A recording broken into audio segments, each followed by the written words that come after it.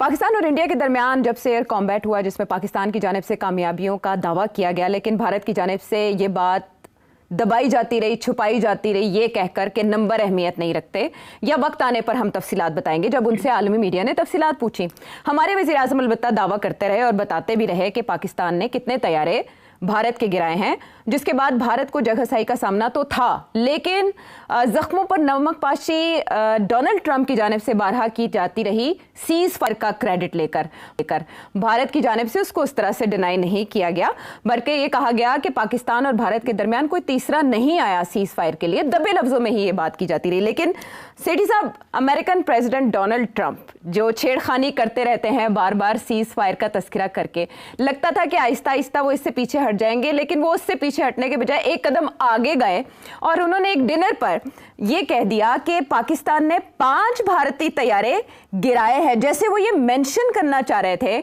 और भारत को मजीद छेड़ना चाह रहे थे, उसके जख्म मजीद कुरेदना चाह रहे थे।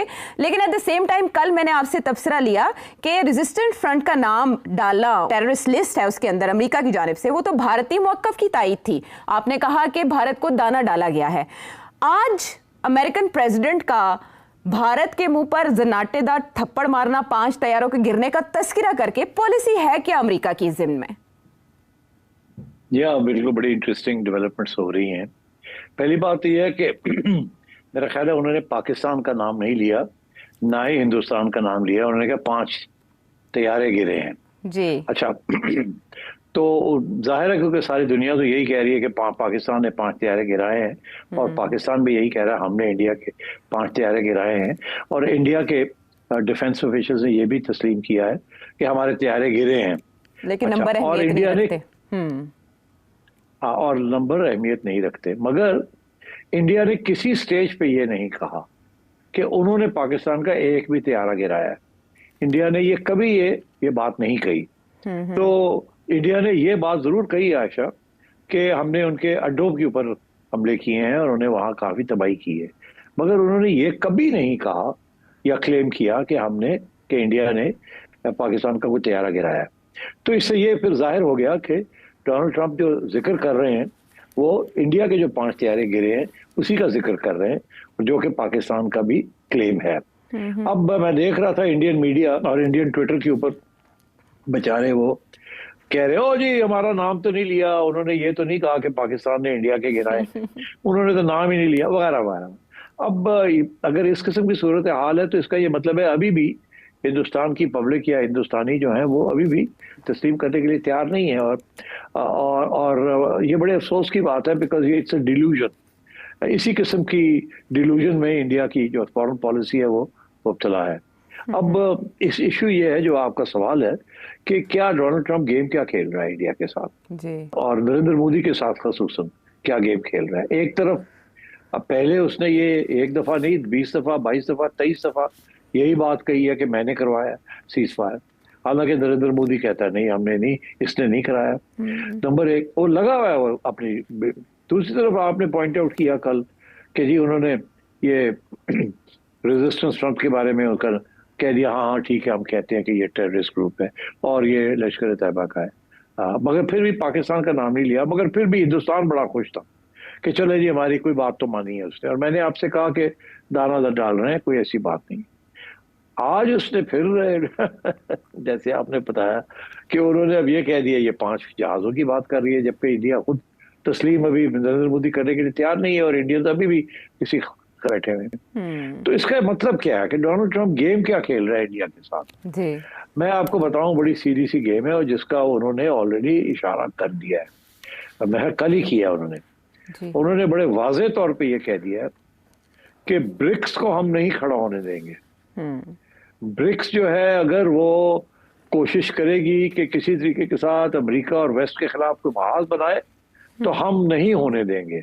और यहाँ तक कि उसने ये भी कहा है कि अगर ये लोग बाज नहीं आते तो हम फौरन इनके ऊपर एक्स्ट्रा 10% टैरिफ लगा देंगे। ये उसके बयान है कल का।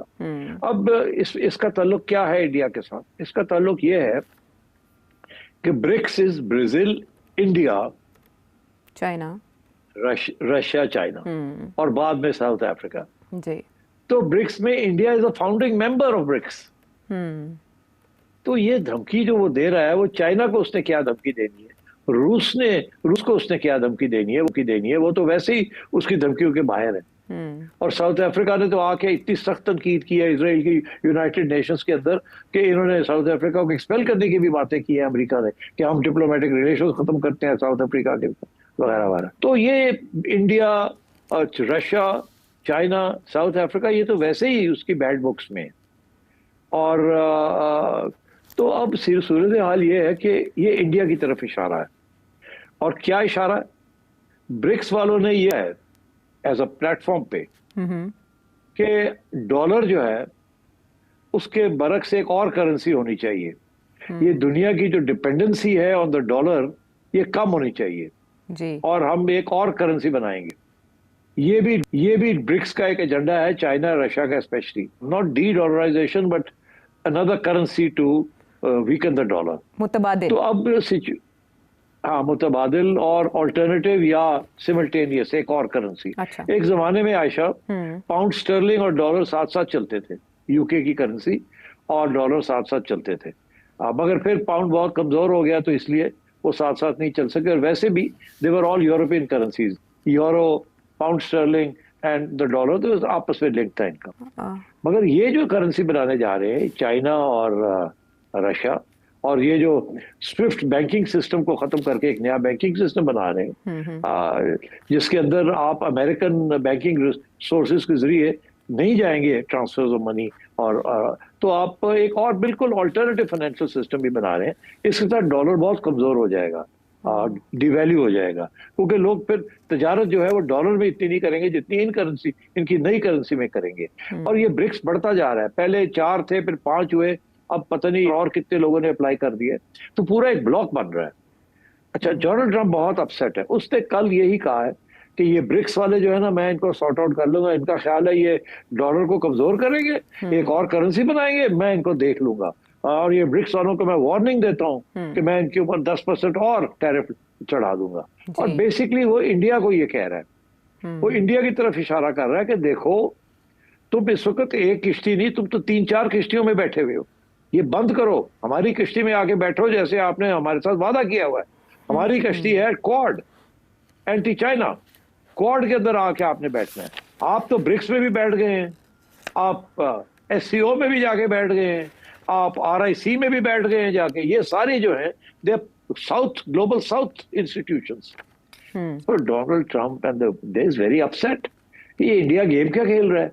ये एक तरफ तो हमारे साथ क्वाड की बात करता है, और दूसरी तरफ ये जाके हथियार भी जहाज फ्रांस से खरीदता है और रूस से लेता है, और S-400 भी रूस से ले रहा है, और उधर चाइना के जो प्लेटफॉर्म्स हैं वहां जाके ये बैठ रहा है। ये कर क्या रहा है? तो Donald Trump is actually criticising India कि भाई तुम फैसला करो, तुम हमारे साथ हो या हमारे खिलाफ हो। नरेंद्र मोदी ने इसको जाके कहा हम आपके साथ हैं, मगर इंडिया की जो एक तारीखी पोजीशन रही है वो यही रही है कि रूस के करीब रहा है और किसी एक ब्लॉक में नहीं गया।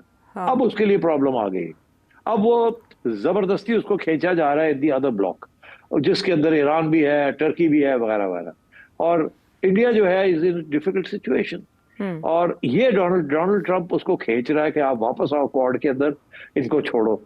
और इंडिया जो है वो उसको वो खींच रहे हैं। पहले वो SCO में है और ब्रिक्स में, अब वो RIC में, जैसे मैंने कल बात की कि रशिया, इंडिया, चाइना, वो ग्रुप को एक्टिवेट करना चाह रहे हैं, रशिया और चाइना। तो ये हो रहा है, this is global politics now, और इंडिया फंस चुका है इसके अंदर। और ये नरेंद्र मोदी जो है, इसने जो सारी शिफ्ट की है Indian foreign policy towards America, it's in trouble. और डोनाल्ड ट्रंप ये कह रहा है कि भाई आओ, सीधा सीधा आके बैठो हमारे साथ, तो फिर बात आगे बढ़ेगी, नहीं तो फिर ठीक है, देखा जाएगा, मैं भी फिर खेलूंगा आपके साथ।